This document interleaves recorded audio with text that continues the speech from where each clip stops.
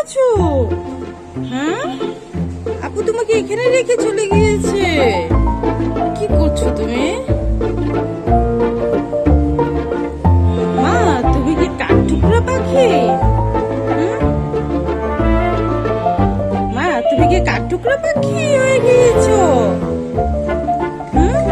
কাঠঠুকরো পাখি তো কাট কাট কাট করে খায়, বুঝছো? একটা কাঠঠুকরো পাখি আছে তোমার মতো, খুবই সুন্দর। সে কাঠ ঠুক ঠুক করে খায়, কাট কাট কাট কাট করে খেয়ে ফেলে কাঠঠুকরো পাখি। আমার মিঠু রানী কি কাঠঠুকরো পাখি?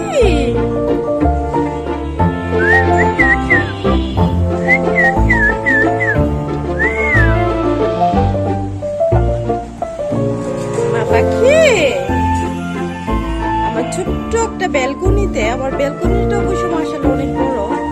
এই যে আমার ব্যালকনিতে আমার মিঠু রানী গাছের ডালায় বসে আছে। মিঠু রানীর জন্য এই গাছের ডালার ব্যবস্থাটা করে দিলাম। কেমন হয়েছে তোমরা কমেন্ট করে জানাবে।